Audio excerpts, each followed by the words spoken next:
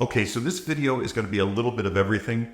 So two major things here. Voigtlander Nokton 28mm 1.5 and the new DJI Action 5. I purchased both of these. I don't get them for free.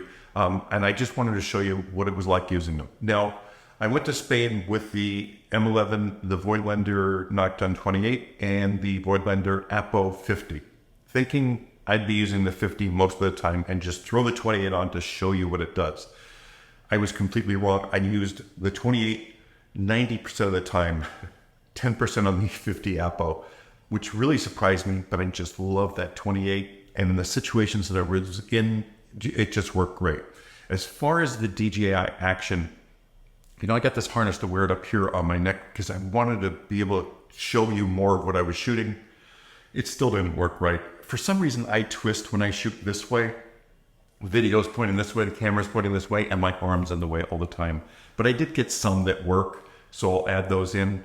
Anyway, I think, if there's a little bit of something for everyone in this video, and, if you're interested in the Voigtländer, this will be a great video for you. If you're interested in on-camera flash, this is going to be a great video for you. If you're interested in the Action 5, this is going to be a great video for you. There's some issues with the Action 5, not major kind of things, but things you have to watch out for, limitations, and maybe they can be fixed. I don't know. I'm kind of a take it out of the box and shoot with it. Don't set anything up. So there may be a fix for it. I don't know, but I just want to show you the good and the bad with that, and some things that I found. But the Voigtlander 28, I'm really impressed with. Now, I did a couple of these intros just to show you what the camera was like, shooting myself, while I was in Spain, so they'll be put in. So just so it's not confusing and I'm not being repetitive, I just want to add those in so you can see how the camera did. Anyway, if you have any questions, leave them below as always. Please enjoy the video, and if you have any questions, don't hesitate to ask. I'm always here to help. Well, this is going to be windy as hell, so I don't know if I'm going to do a voiceover or actually try to save this, but this Voigtlander 28 1.5 Nokton, I'm really loving this lens. It is really stunning. So this is what the image looks like straight out of camera when it's heavily backlit. It does pull out the face, but it does something just a little strange to it. I just wanted you to see this. Now the next clip is straight out of camera as well, straight audio. One last thing, I have to add my 2 cents about this. I did a video about this before, and that's the Wotancraft bag. This is the Pilot 7-liter. Every time I go anywhere, I take this bag because it is so perfect for travel. Everything works on here. I carry this on the plane the way it is, so I can put my passport and everything. It has the pockets and the durability. It just works, and it has enough room to carry the stuff that I normally carry with my Leica. So if you haven't checked the Wotancraft bag out yet, please do, because it really is a special bag. On top of it being a great camera bag, it does have the luggage strap, so you can connect it to the back of your luggage. That's the Manfrotto carry-on, by the way. It's incredible. Okay, so a lot of information in a little time frame.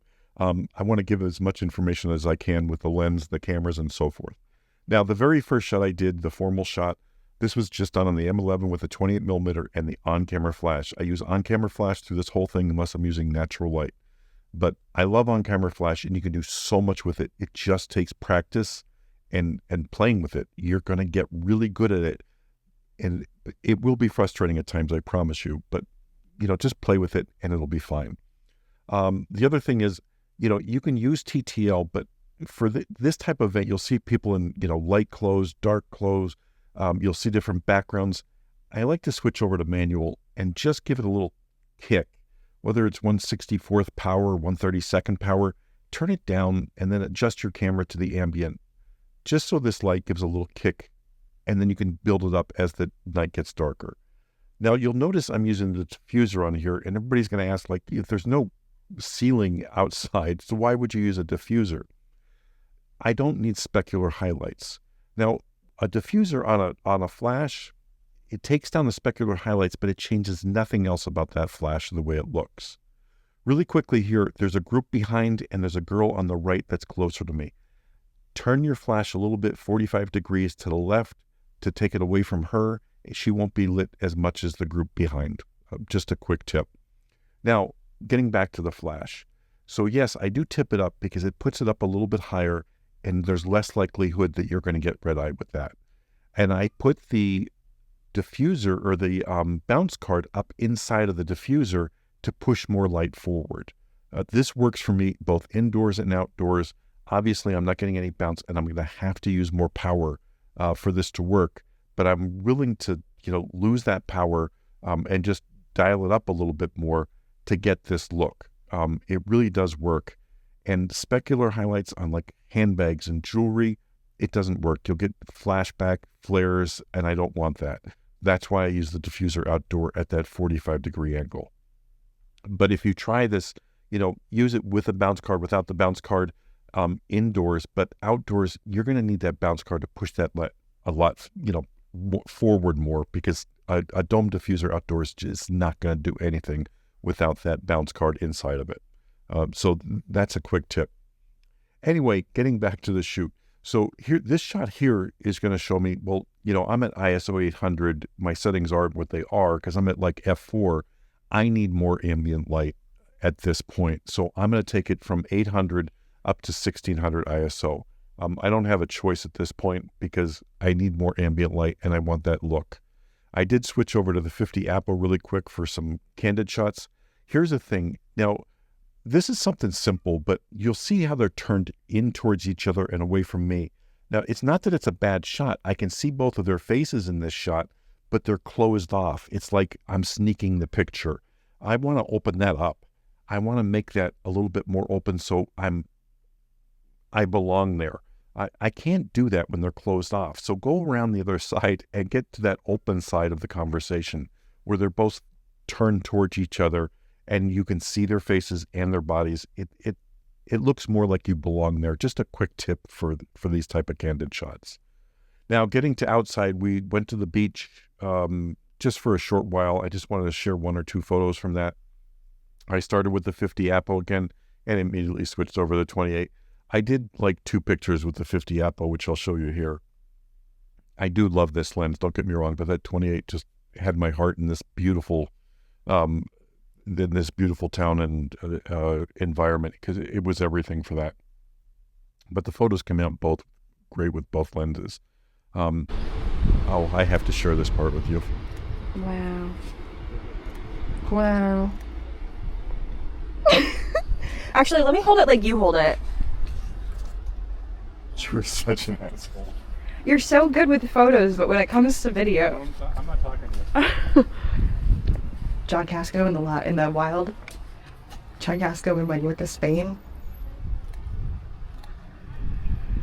I don't think I give commentary when I film you. That's what's missing.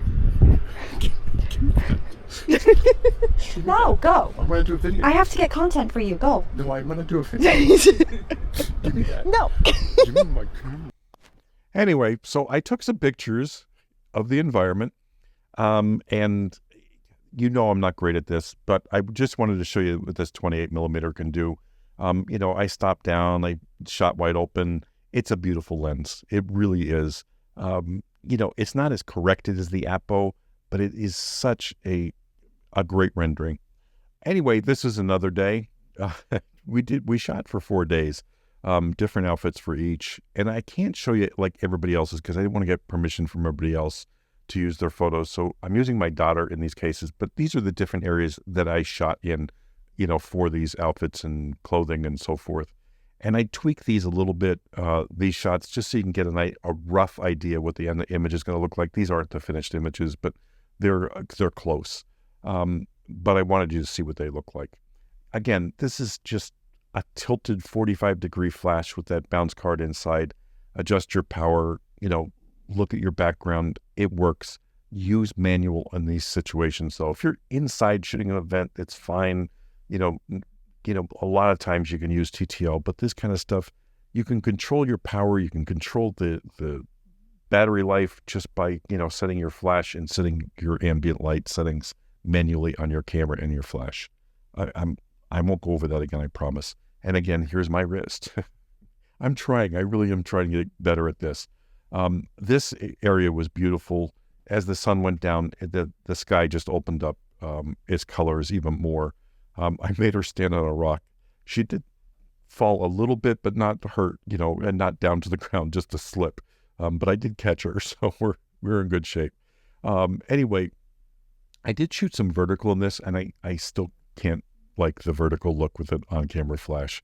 I would rather shoot horizontal and crop later if I need a vertical photo. So just another tip, because it's a 60 megapixel camera, you have room to crop into a vertical photo. Outdoors with this sky, and you can see it in the video, it's stunning. I think I actually took it down a little bit for the photo because it was so overpowering. It took away from her and the coat. So I actually had to take that down just a little bit. Again, as the sun goes down, you're going to have to pump up the flash a little bit more. If you were shooting at 1/32, go up to 1/16 power. Now, here's an example. Like, okay, so I saw these doors and I thought, oh, this is going to be great to shoot some of the outfits in. It just wasn't. It didn't work for me. I did the one shot. I looked at it. I'm not going to get the perspective that I wanted. I walk away. Don't waste your time if it's not the right look. Same thing here. I thought this would be great with that in the background, just doing that square on. It wasn't working for me. The one shot that I was looking for was when I put her down on the ground. I got the shot that I wanted in this area, and I was happy with it. Here I shot a little bit more than I wanted, but I got the final shot that I was looking for. This was just before we started all this, because I forgot to put this earlier. It's when we first went to the venue. I love the look of this, and these first shots are great, and they look good, but the bag is hidden, the shoe's not really popping. Just you gotta adjust things, and you gotta make the photo for the client, not for you. As much as I like these photos, the client won't care. It just doesn't do anything for him. It's not highlighting one object or two that are in the collection. So I have to make those changes. So I'm going to highlight the bag here, highlight the glasses, highlight the necklace. I'm good to go. And the shoes are still pretty good. Now, this I'm sharing with you because it was my first natural light, pure natural light opportunity for this. And I just want to show you a couple shots from this because the sunlight that was coming in through the doors and windows was spectacular. And I just love shooting like this, without strobe. I do love shooting natural light. It's on the contrary, it's what you see in all my videos. But I just love these images, so I wanted to share them. Now this here, I didn't have the flash on this day. I didn't want to carry it. I knew we were going to be outdoors at this farm. It was an olive farm, and it was absolutely stunning. But that shot there was, because I was pointing away from the sun into the woods. The other shots were just blown out water. This bottle I had to shoot because they are the gold medal winners this year for olive oil, which was huge. It's a huge honor for them. And my last shot of the day was her on a swing with a manual focus camera. Yes, it's in focus, and I did it.